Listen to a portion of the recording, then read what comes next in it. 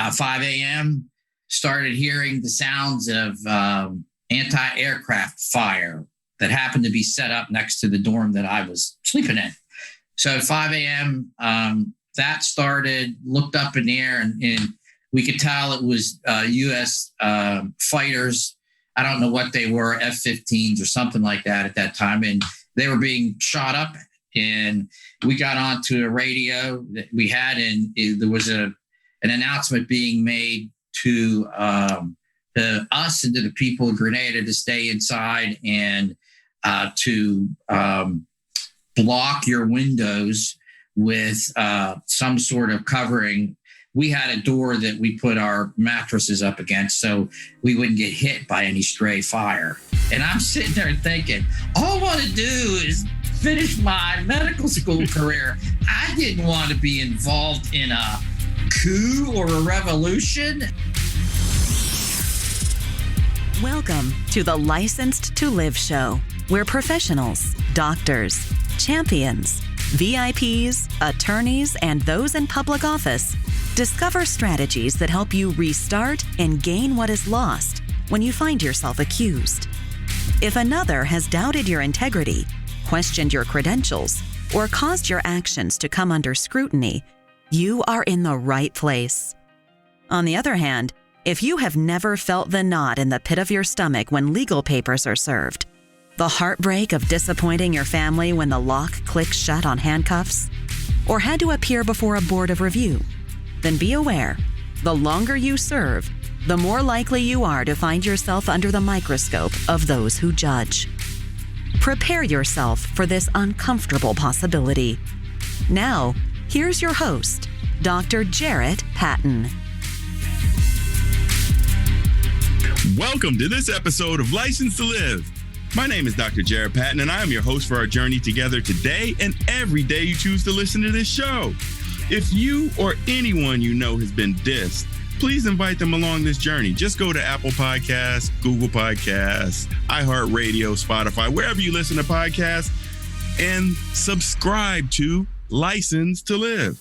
And while you're there, please rate this podcast and give me honest feedback so that I make sure I provide you the most up-to-date information about career and life changes.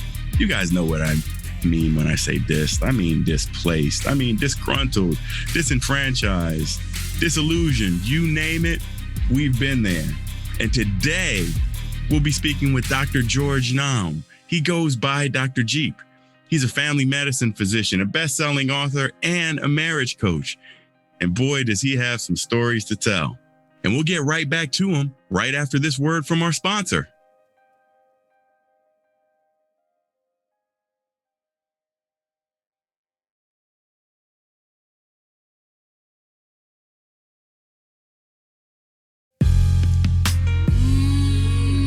Something smells good. EH3 coffee.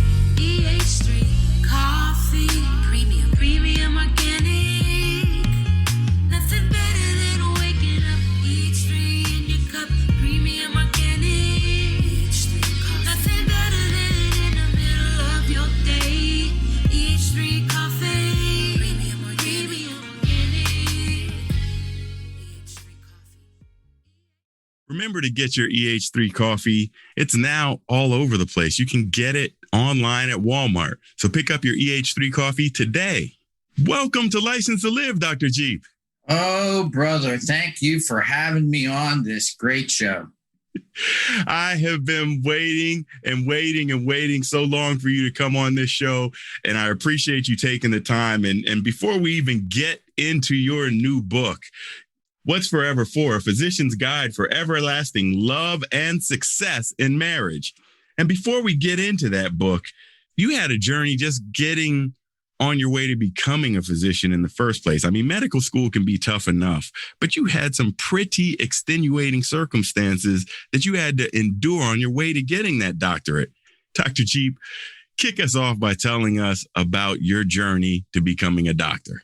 We could probably spend your whole podcast talking about all of that, but I'll try to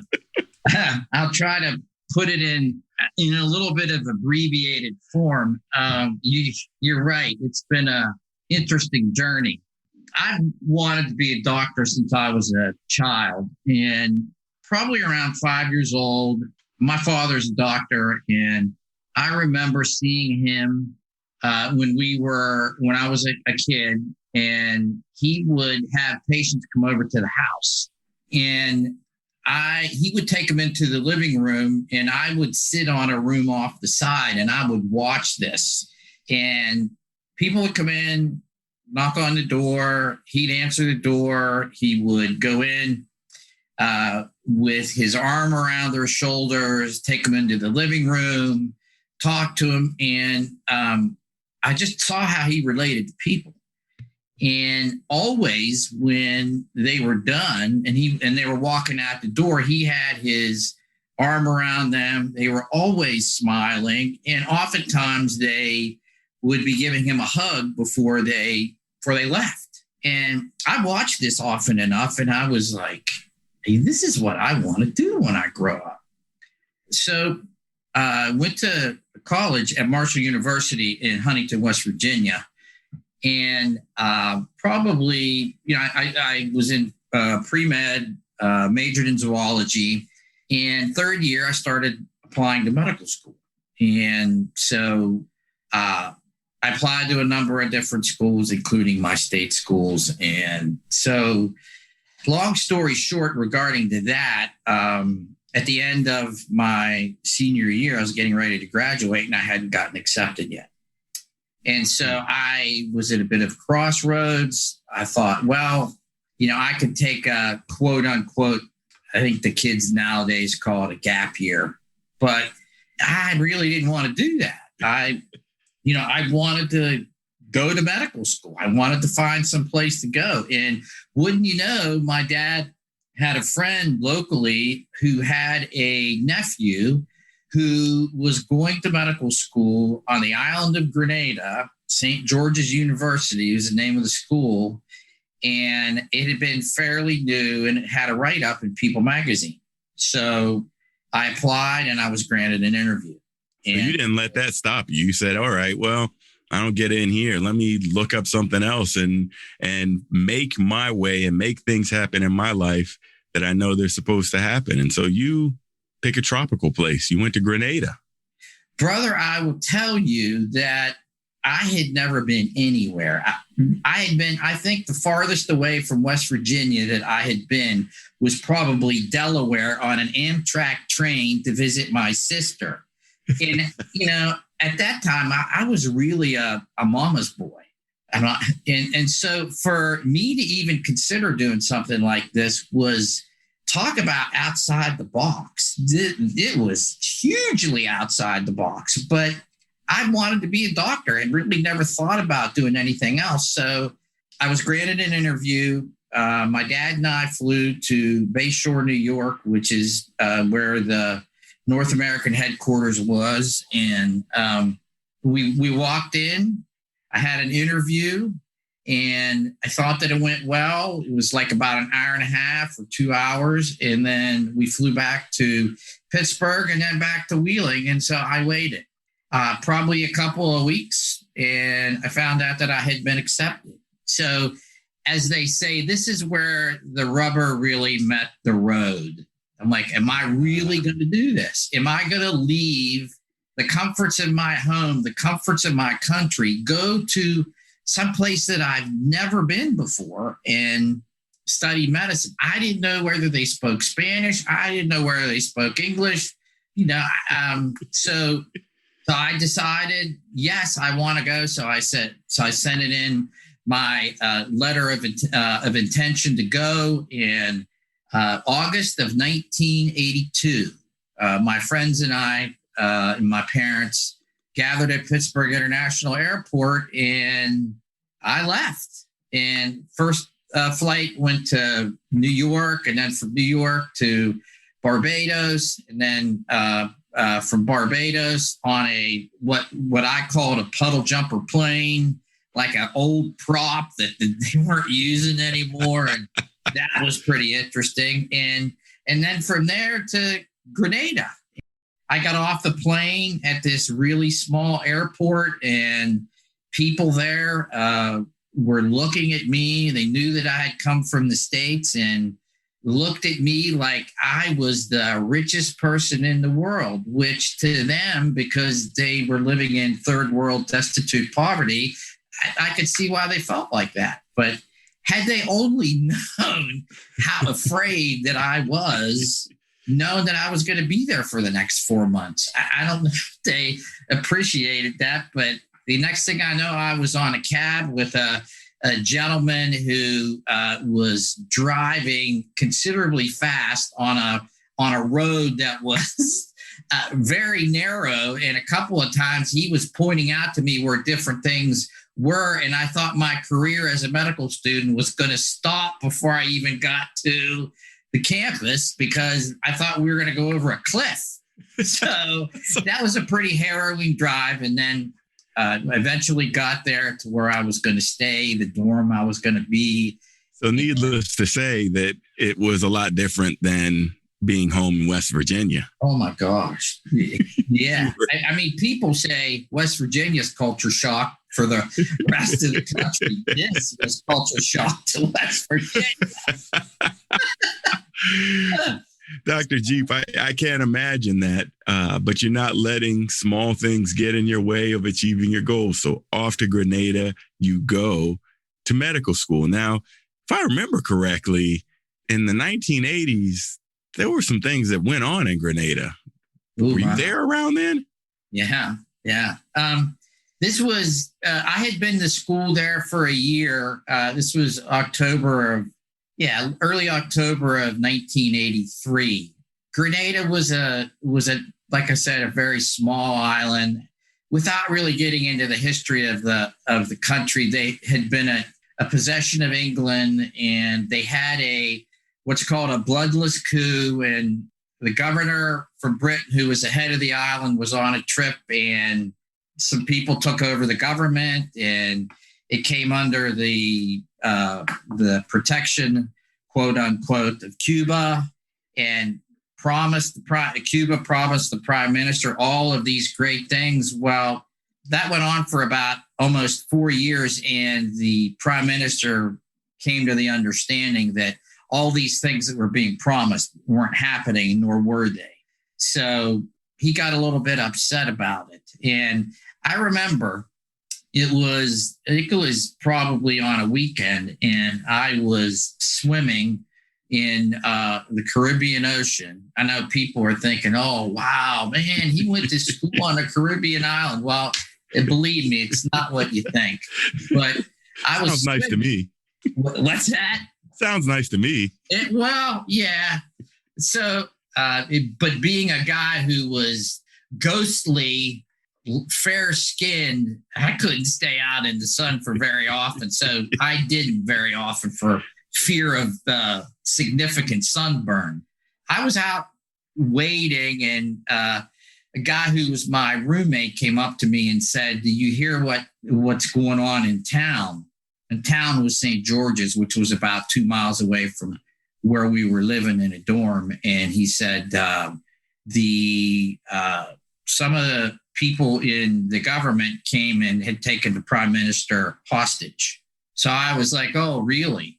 So that was my first knowledge of things that happened. And the next thing you know, I was with another friend of mine on the roof of the dorm where we were staying. And that was back at a time where I was pretending to lift weights. So we were up there lifting weights and looking down into town, which you could see from that height. And the next thing I know, I'm hearing explosions in downtown St. George's, and then what was something that was really scary is that I heard the sound of machine gun fire. Wow. And so we didn't know anything that was going on. And some of the Grenadians that were working at the dorm were crying. We had no idea why they were crying. So there was a communication blackout for probably 6 or 7 hours. And there was a radio station called Radio Free Grenada. And so they blacked out until about 7 o'clock at night. And so at 7 o'clock, the gentleman that came on was the head of the military, and who none of us knew, but he came on and talked about what had happened that day, that the prime minister had been killed and his cabinet had been killed, and he was now the head of the country, and that anybody caught protesting or demonstrating would be shot on sight, and that all foreigners were confined to quarters, and there was a 24-hour curfew. Again, shoot on sight if you broke curfew. So my friends and I were scared to death, and we wanted to get off the island as soon as we could. And so a couple of days later, after some negotiations between the New Grenadian government and our consulate in Barbados, it broke down. And broke down because the New Grenadian government could not guarantee our safety to the airport. So none of us knew what was going to happen. And the following morning, we found out what was going to happen. About 5 a.m., started hearing the sounds of anti-aircraft fire that happened to be set up next to the dorm that I was sleeping in. So at 5 a.m., that started, looked up in the air, and we could tell it was U.S. Fighters. I don't know what they were, F-15s or something like that at that time. And they were being shot up. And we got onto a radio that we had, and there was an announcement being made to us and to the people of Grenada to stay inside and to block your windows with some sort of covering. We had a door that we put our mattresses up against so we wouldn't get hit by any stray fire. And I'm sitting there thinking, all I want to do is finish my medical school career. I didn't want to be involved in a coup or a revolution. I'm like, this can't be happening. This is not for real. But it was very real. It was very real. So for the next 2 days, just constant hearing of small arms fire, machine gun fire, planes flying over. And the one time we were able to get out of our rooms, you could see onto the ocean, and you could see a destroyer from the U.S. that was out there called the USS New Jersey, and helicopters. And as I'm talking to you, it'll be 38 years ago in October. I still get chills. It still seems like it's that fresh to me, even though it's been 38 years. But so what an incredible story. We knew the government was out there. And so just to kind of close it out, we were eventually the following day rescued. They flew in and landed on the beach, and they were firing shells in from the destroyer. And we kept thinking, well, hopefully this guy's not nearsighted and he's knowing where he's planting these shells, and one of them doesn't land on the dorm we were staying in. So they came in, got us, put us on a helicopter, and we were leaving on a helicopter while being shot at. So eventually we got off, flew back to the States, and I was like a celebrity, because there was a press blackout, and I came back, and there was all of these radio stations and TV stations and the newspaper, and I'm like, I didn't do anything. If anything, it was the brave men and women of our military that got me out. All I was doing was going to medical school, but they got me out, and some of them, unfortunately, gave their lives to get me out of there. So, wow, Dr. G, hearing you tell this story is amazing, especially when you do put it in the light of all you wanted to do is become a doctor.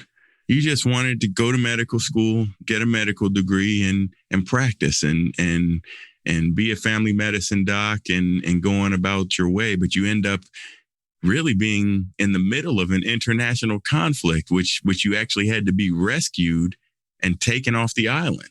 And it was like, well, what happened to my school? What happened to my medical career? And I know you had to make another pivot then, because you weren't going back to Grenada after that. You said, all right, well, now you had to start all over again. But you got that medical degree and you practiced as a family medicine doc for many years. And we're glad for that, because without that experience and without that, and if folks, if you guys are listening, if you don't consider that a diss, I don't know what is a diss if you don't get in with that. But even being dissed in your medical education, it didn't hold you back, and you kept persevering, and you ultimately went to school in the States, got your degree, went on to residency, become a family doc, and practiced successfully for many, many, many years. So that's not only a testament to you and your grit and determination, Dr. G, but then you throw the military in there to even bring you back and save you. It's an incredible story. So thank you for sharing that today. Oh, absolutely. Like I said, if we could spend the whole hour just talking about that, going into more detail, but I know you have other things to talk about. Credentials verified. Well, of course we do, because you do have this best-selling book, What's Forever For? A Physician's Guide for Everlasting Love and Success in Marriage. And this is your first book. It became a bestseller, Dr. G. Congratulations. Tell us what and how you became interested in successful marriages. Yeah, I had when I was younger, and I think little girls have these thoughts, but I had these thoughts about how I pictured being married. It was something that I absolutely wanted to do. I had an idea of how I wanted it to be, how my wife and I would be. And so that was part of it. But the other part of it is I grew up around one after another of dysfunctional marriages. Many that didn't make it, some that did, some marriages that were fraught with infidelity, disrespect, poor communication, you name it. I was determined, even when I was a doctor, that, or when I was in practice, which I'm not right now, at least for the moment anyway, that I was determined that I was going to have a good marriage, and that I wanted other people to know my thoughts about what was a good marriage. And my better half is we've been together for 30 years, and we've been married for going on 29 years. And we've had some obstacles to climb, for sure, but we've endured. We've had some things that were pretty daunting, but we endured. And so I think the coup de grace, if you will, about the decision to do something about this was getting to the level that my wife and I are at now, which is at a level that I never thought we would ever get to. Because I thought our marriage was really good throughout the time that we've been married, but it's even better right now. And people would say to me, what are you doing? What are you doing right? How are you doing this? I know some of the things that you've been through, but you guys seem like you're getting along so well. How have you done it? And so it was about wanting to get that out there. And let me think. Some guy by the name of Dr. Jared Patton, I think, had a little something to do with that. And folks, don't let this guy fool you. He's making this all about me, but this guy, I can only tell you, and I won't go on because I don't want to embarrass him, but he came to me, actually was there for me at a time in my life where I don't think it was the worst time in my life. Let's say that. He scraped me off the ground, and he inspired me, still does, and he motivates me. That's why you're hearing me call him brother, because that's what he is. He's not a He's not just a friend. He's not just my coach. He is my brother. He's my brother from another mother. You helped inspire me to do that. You knew that I was somebody who could write, and you gave me the confidence to, rather than just write for a medical journal or for letters like I'm known to write, that I could take it a step further than that and write a book. And I did it. That you absolutely did, Dr. Jeep. I'm going to tell you this. Number one, you're trying to hijack my show over here. Wait a minute. I can't have you be doing this. All right. Number two, my brother from another mother. Thank you for those kind words. But honestly, you put all of the work, and I'm very proud of you for doing so. You put all of the work into this book, because you did forward me a copy, and I did get to read it, and I enjoyed reading it because it was full of tips that were perfect for any style of marriage. Because what you do is not just make this a book of facts and figures, but you tell some stories in here, and you tell stories about 3 different couples, and you highlight different problems and successes they may have had in their marriages and what made them better, which made this both an entertaining book and an informative book. So for all the doctors, nurses, VIPs, executives who listen to this show, give us maybe one common problem that you find in marriages in these high-level professionals, and what kind of things do you have available to help them solve that problem? Well, you phrase that very well, because yes, I'm a doctor, and my wife wasn't a professional. She graduated with a degree in she had a degree in business management, and she was an accountant. So when we got together and we decided to have kids, it was me going to work, and she was still working. I know, and I don't mean to be sexist by saying this, I think there's a lot of guys out there that kind of don't give their wives credit for the job they do when they stay at home. I would go to work. Probably 7 to 7 was what my schedule was for years. And so I would get home. My wife would put in a full day. Her name's Vanessa, and she would put in a full day. And before we had kids, it was taking care of the house. It was doing, paying bills, other things. Well, at some point she came to work with me, and she ended up being the manager of my office. She not only was doing that, but she was coming home, picking up the kids from daycare and still doing all that stuff. So here's me. I'm out there. I'm working for 12 hours. She's probably working for 8. Then she's going home taking care of all the stuff at home. So when you're a professional person, whether it's a doctor, whether it's a CEO of a company, if your wife is doing that, take care of that, it's no picnic for our other halves.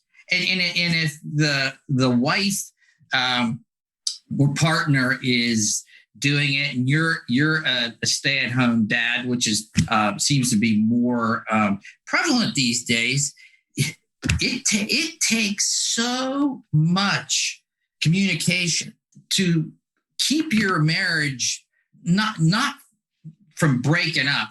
In a lot of cases it does, but to keep it together and to be there for each other. And here is an example of how you do that.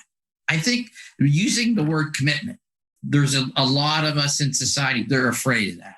They're afraid of commitment. But commitments, you have to have that. First of all, if you're not committed, you shouldn't get married. Once you're married, that commitment even intensifies more. And if you're in a situation like me, like yourself, somebody else that's a professional, commitment is even, I think, more important. Let's look at commitment this way. Say commitment is a river. Okay, so Right. the river of commitment. Okay.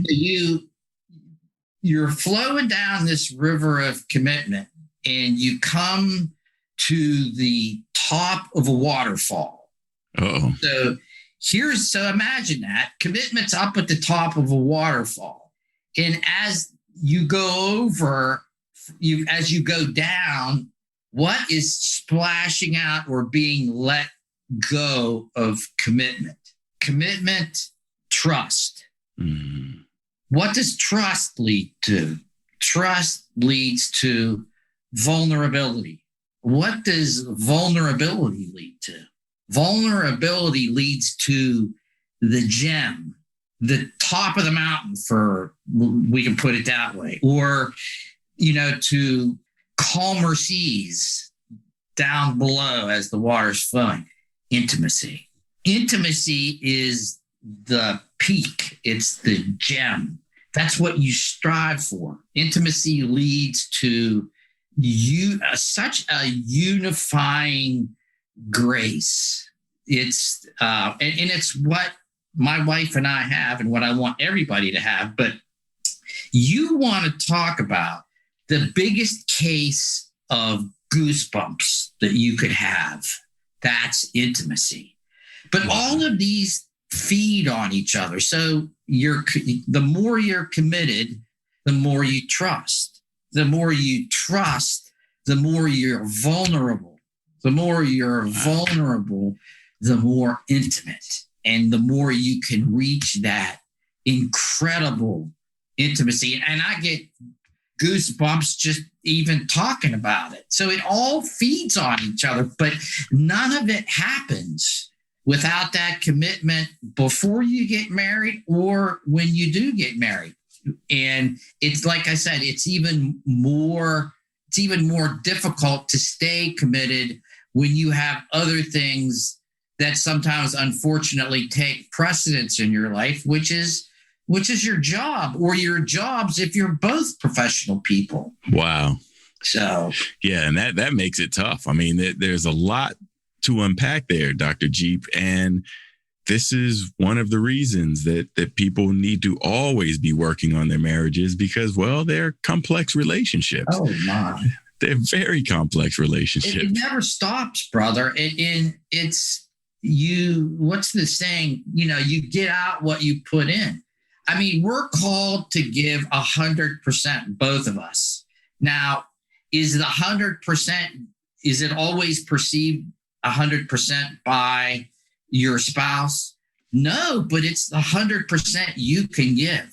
They may not look at it that way, but in your mind, as long as you're given that 100%, you can be satisfied. But that can't stop, regardless of what the circumstances are. That 100% has to be continual, and the same thing with your spouse. You hope that you're getting that too. How do you know you're getting that? Communication, regular communication. I cannot stress that more. Even if you have to make the time, even if it doesn't come easily, you have to make it a point. That communication is what helps you stay committed before all these other things that flow from commitment. Communication is the key, whether it's in your life, it's with your spouse, maybe with your kids, could be with your coworkers, could be with your bosses. Communication, no doubt, is... Sorry about that. No, you're great. You're great. It's just communication is one of those things that you must focus on. And I know you've done that plenty of times, and the couples that you are helping in your coaching practice are getting some of that same advice as well. But go ahead, Dr. Jeep. No, what I was going to say, and you brought it up.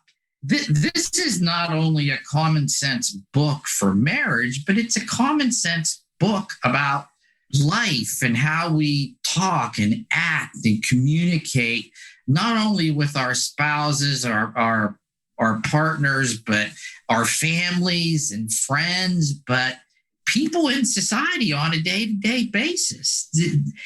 That's what's in here that can be helpful for that too. And so many people have come back to me and who've read the book and said exactly what I just said. This is not only about our relationships as a couple, but it's about our relationships, period, with other people.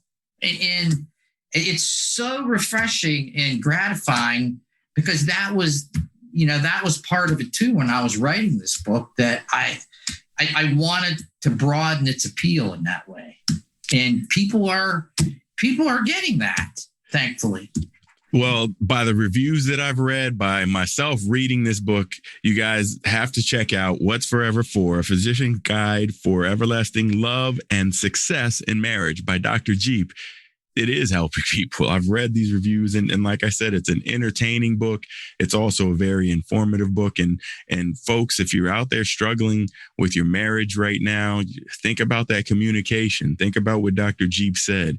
He said it right here on License to Live first. Look at those communication skills and communicate. It has to be done all the time, not only, in good times, not only in bad times, happy, sad, angry. That needs to be done at all times. And that's great advice for us here today. Where can people find out more about you, Dr. Jeep? Well, as you might know, brother, I recently achieved Amazon bestseller status. Congratulations. That's another goose flesh type of a moment. But that's only one of the places you can get it. It's on Amazon and it's on Barnes and Noble's website that I know. Probably some other ones that I'm not even aware of now, but those two. But you can also get it on my website, which is it's not really a website. It's a what they would call landing page, I think, in the vernacular. And you order that. I get the order and I will sign it, especially for you, and send it to you with some words of encouragement, especially for me, written for you. So I've had a lot of people that have taken advantage of that. I enjoy doing it. The people that get the books love that little personal touch. And so that's another way you can get it also. Well, thank you very much, Dr. Jeep. And you guys can virtually get it everywhere. So make sure you check it out. I have all the links to these copies and where you can get them. They're all in the show notes. So all you got to do is read the show notes and you can get your copy of What's Forever For. Where can they find you on social media, Dr. Jeep? I am on social media on Twitter, Facebook, LinkedIn, Instagram, and Tumblr. So I'm trying to keep up with that. I think eventually a YouTube channel. I'm working on that right now, and I would very much be remiss if I didn't mention that my better half, Vanessa, is an equal partner in this practice that we have, and she spends a good deal of her time helping me out. So, and she will be going forward. She's in training for another aspect of our marriages that oftentimes need some help, and that's about our sexual relationships. And as it's been said, our sexual relationships are only a part of what makes us successful as a couple. But when those aren't happening and when there's problems, they take on a much bigger issue in our relationships. And I think any of us that have gone through something like that can certainly relate to that. So she'll be helping people out with that, as well as doing a lot of the administrative things that are happening right now. Well, that sounds great. You and Vanessa have a great practice. We'll have all the information in the show notes, folks, so you can check it out. I know you're helping lots of couples. You're going to continue to help lots of couples, both within your practice and within this book that I do really love. So Dr. Jeep got his first book out there, and it's already a success. And I encourage anyone out there who ever wanted to write a book their own, tell their own story, to get out there and do it. It's so easy. And if you don't even know how to get started on that book, well, it's simple. I'll give you a free tool. I have a free training video. Just go to drjarrettbook.com and it is yours. He knows of what he speaks, and I'm living proof. You're too much, Dr. Jeep. You're too much. Is there anything else you would like to say to our audience today? I would say congratulations on I believe it's your 80th podcast. Is that it? Thank you. There's many more to come. For those of you that this is your first time possibly checking in with Dr. Jarrett, continue to listen to his other podcasts.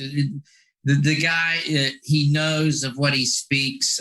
He's an excellent coach. Again, I'm living proof of that. And a lot of things that are going right for me now are because of him. He doesn't like for me to brag about him, but I'm sorry. I am bragging about him. He may cut it out of his show. That's his, he can do that if he wants, but I'm not going to stop talking about him and what he means to me and what he's done for me. Dr. Jeep, thank you. You didn't have to do that, my brother. I appreciate that. And I do appreciate you coming on this show. It has been a wonderful time having you on here. You've dropped lots of knowledge and told some wonderful stories for our audience that get us through determination, grit, perseverance. Sometimes when things don't work out, don't think that that's the end of it. Keep going, folks. All you fire starters out there, get out there and keep going. Not only did Dr. Jeep want to become a doctor that took him into the Caribbean, that had to be emergently brought out of the Caribbean to an international conflict and then go to medical school again. But he became a doctor. He took care of lots of people. And now he's doing what he loves even more. He's fixing marriages. He's helping married couples out there. And he wrote his first best-selling book. Dr. Jeep, thanks for being on License to Live. It's a labor of love whenever I talk to you, my brother. And thank you for having me on. Final judgment. Licensed to Live. Remember, fire starters, if you or anyone you know has been disengaged, dissatisfied, disgruntled, disenfranchised, please invite them to join us along this journey. Simply go to your favorite podcast player and subscribe to License to Live. And while you're there, rate this episode and give me honest feedback so I make sure I'm giving you up-to-date information about career and life changes. And if you want to write that first book of your own, easy steps I've outlined in this 30-minute training that will get you on your way. Simply go to drjarrettbook.com. And until then, see you next time.